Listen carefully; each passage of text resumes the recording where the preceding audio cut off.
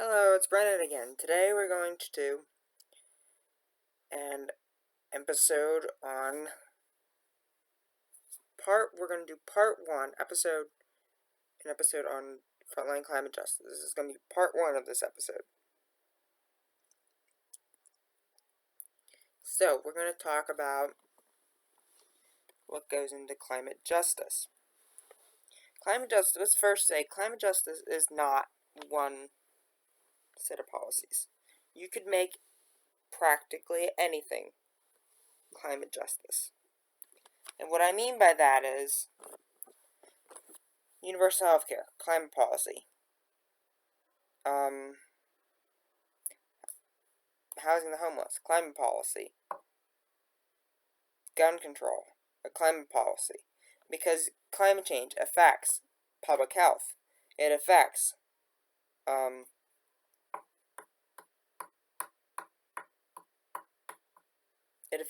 crime rates. It affects what was the other thing I mentioned? Whatever it was. Oh, it makes things more vulnerable for homeless people. So it is a any policy to make the world more resilient or less wasteful or lower emissions is a climate policy.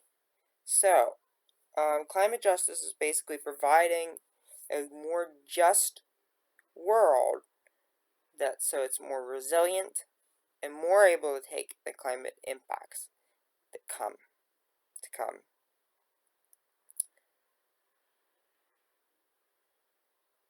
And provide for a just transition and all of that. Environmental justice, justice for native communities, that's climate justice.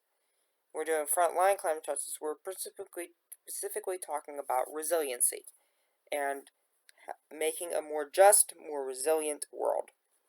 So,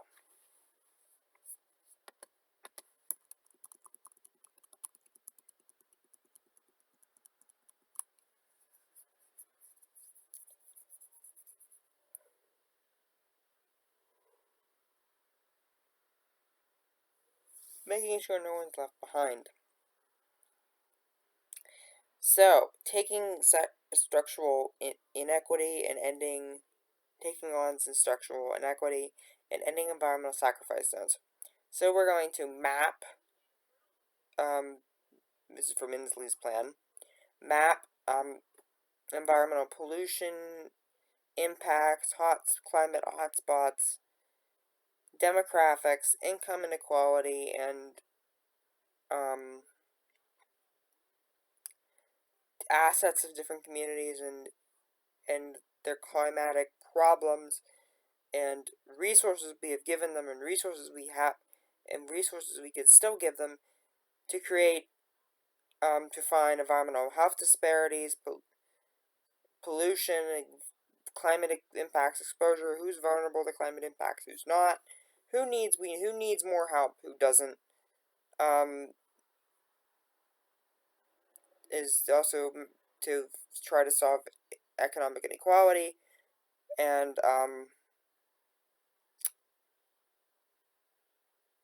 that sort of thing. Economic dislocation, and everything else that might go with it.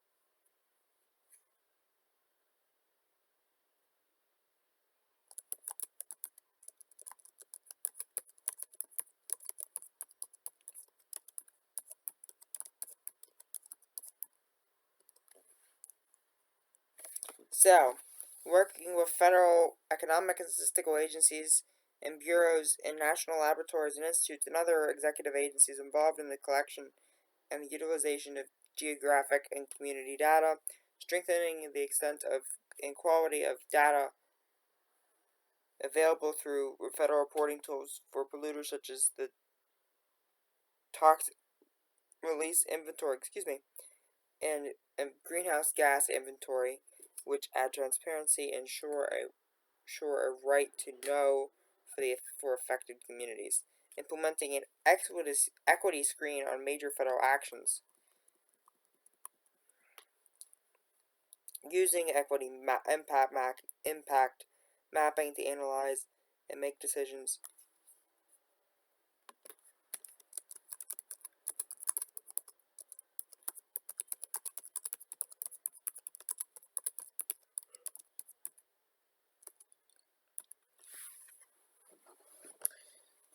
And analyze and make decisions about federal actions. Interact with communities with different environmental and pollution legacies, economic and racial demographics, as well as community capacities and climate vulnerabilities. Driving this equity screen into major policy and budgetary decision making at agency headquarters level, and as in implementation, operations, and decision at regional, state, and field office levels. Implementing the equity screen by strengthening Executive Order 12898 by directing key White House offices to drive it into all agencies throughout the federal government and implementing their respective authorities' programs and investments, and then by working with Congress to codify this law. Okay, dedicating 40% of these investments that we have it's going to be in here later, to frontline communities. So we're going to go into them in a little bit. So, and also that goes with adaptation as well.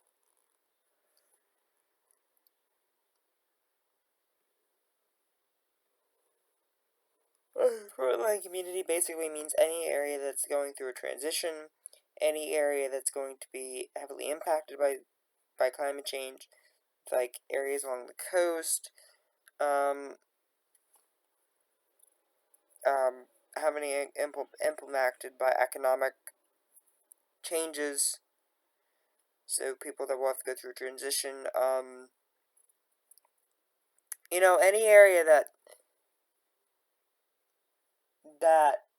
is going to be heavily impacted by climate change or the things that we have to do to stop it. That's a frontline community. And that just doesn't mean areas along the coast. That means areas that are deserts, other areas as well. Investing in housing and impoverished areas as well. Also, impoverished areas were also an area. Investing in housing to build green and just and vibrant communities, expanding home ownership to anchor communities and form wealth, working with the Federal Housing Administration and the Community Financial Protection Bureau to lower borrowing costs and reform credit underwriting criteria to expand access to capital for low-income and working families. Expanding the National Housing Trust Fund and ensuring support for down payment assistance for first-time low-income homebuyers. Expanding a tax credit for rent-rented families and facilitating the allocation of credits toward down payment on a home. And improving the Community Reinvestment Act oversight to ensure increased lending for communities of need, especially where indicated through equity impact mapping and for enhanced climate resilience. Establishing a national housing stabilization fund to protect families from housing insecurity and provide improved safety net to protect against foreclosure risk. Including retrofits for housing upgrades within eligible costs for qualifying individuals under a national long-term care benefit that Inslee has proposed. Excuse me, I said Inslee. It is Inslee's plan after all. preservation, and new construction of affordable rental housing.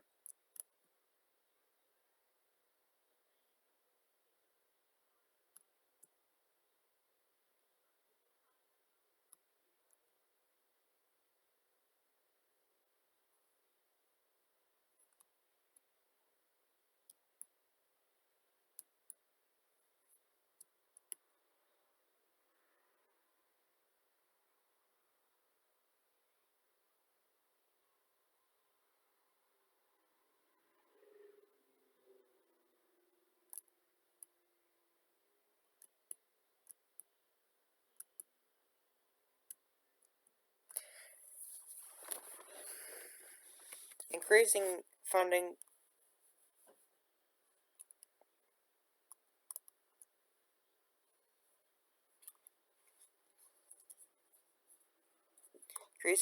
for the National Housing Trust Fund and CDFI fund by at least $42 billion annually to support the construction and preservation and rehabilitation of affordable housing through grants to states and community-based organizations, with $5 billion HTF or a National Housing Trust Fund funds specifically dedicated for upgrades and improvements to local public housing.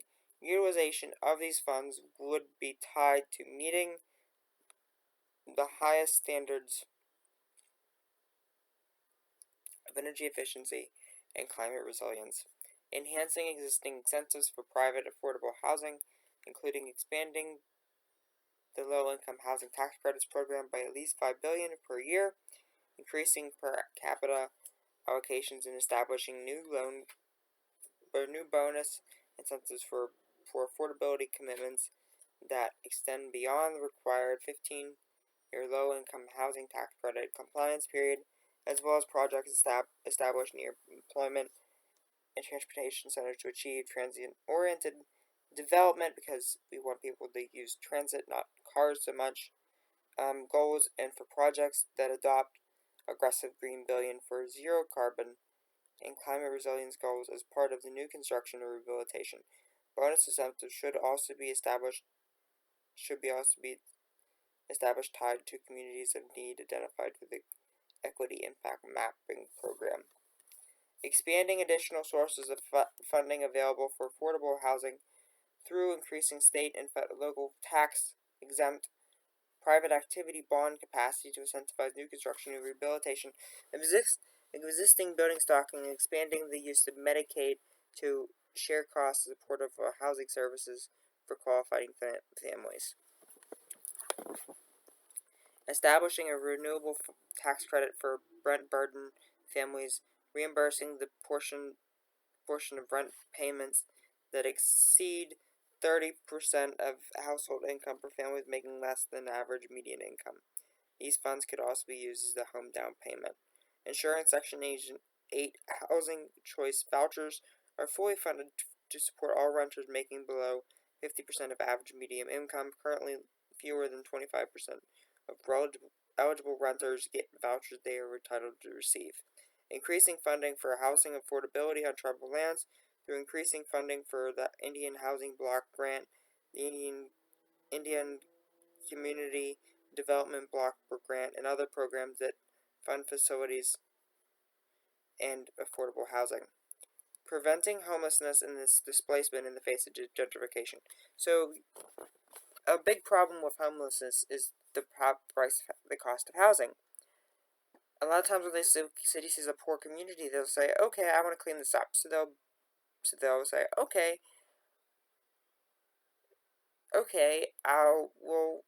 we'll just, fix up your housing, make it nicer. You can move back in again." But then they can't afford their housing.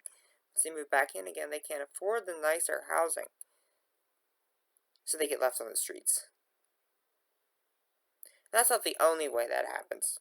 Usually it's a bunch of things that lead to somebody ending up homeless.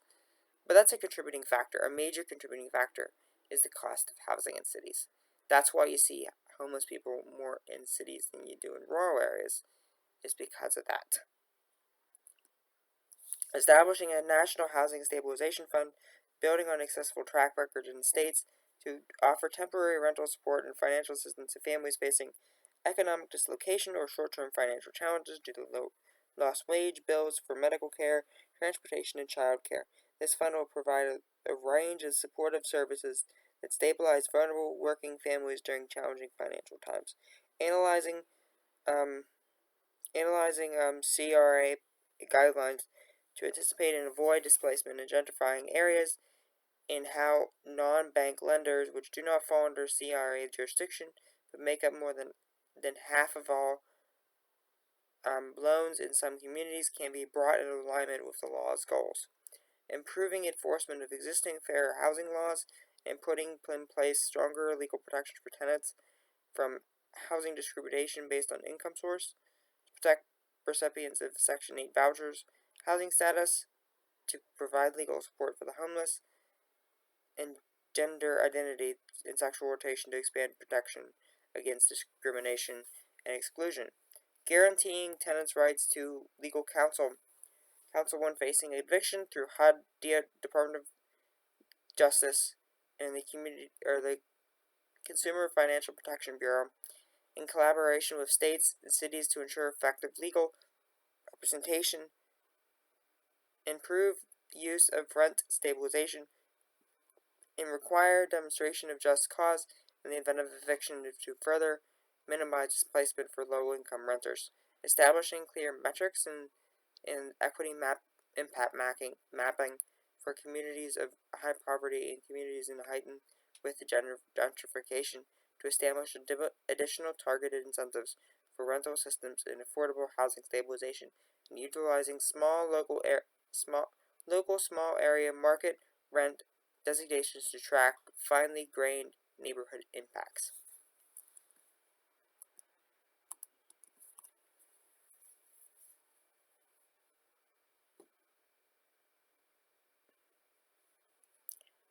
Okay.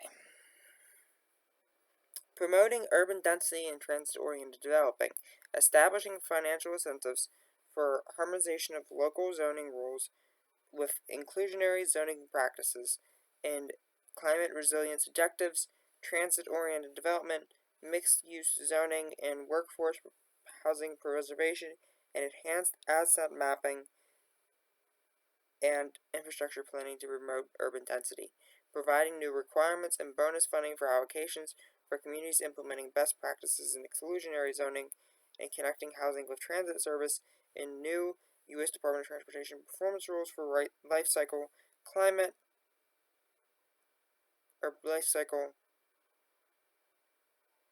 pollution and analysis and transportation, Department of Housing and Development, Community Development Block Grant funding and allocation of prioritization in USDA rural housing development funding within all aspects.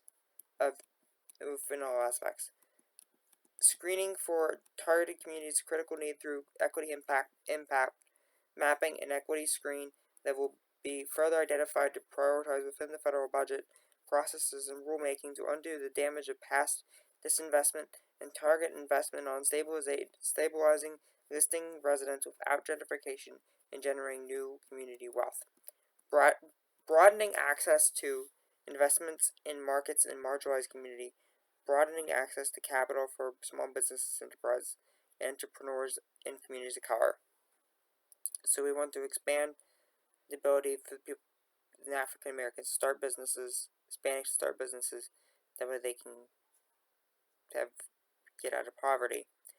Capitalizing a Federal Reserve Fund for utility on-bill investment portfolios for all cost-effective energy solutions for all households and small businesses, creating local jobs and capitalizing the upgrades without causing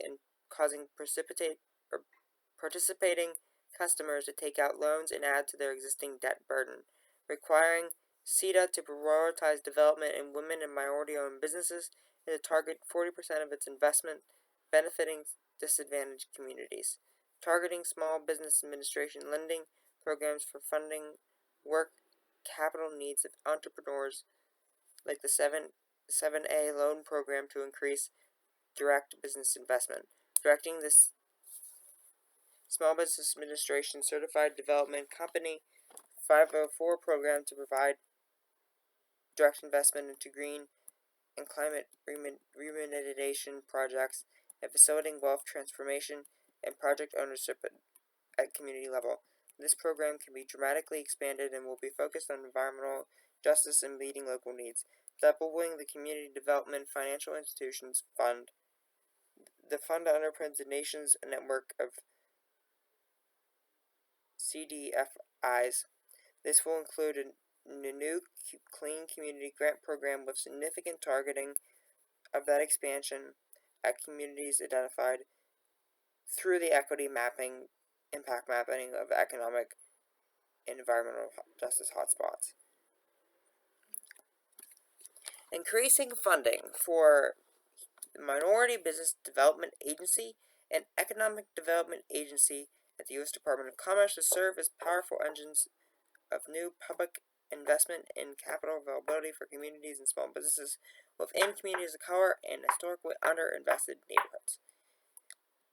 Access new markets for small, women, and minority-owned businesses. Expanding green federal procurement from small businesses, ensuring federal procurement contracts to prioritize women and minority-owned businesses, providing direct federal engagement and education of contractors, especially in disadvantaged communities, especially in light of fast-changing, aggressive new federal standards to be understood and implemented.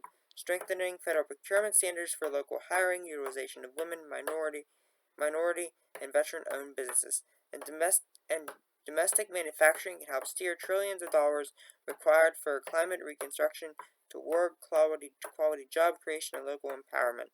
Promoting community benefit agreements and project labor agreements is called, or like we talked about in transition justice. To ensure competition for public investment is not done on the backs of working people by driving down wages and benefits to achieve least cost bids, but rather that procurement processes compete on the basis of added public value by promoting the expansion of unionized workforce and provide jobs for family supporting wages and benefits. And then tomorrow, I'm going to get into other areas like universal health care, construction and engineering planning and policies, a more just assistance system, a smarter, more just immigration system, a smarter educational system, preparations and affirmative action, education, skill training for careers in the clean energy future, empowering local authority, community action, helping communities vulnerable to climate change, addressing communities prone to sea level rise, and international aid. Well, thank you for listening to me ramble on about this. See ya. Bye.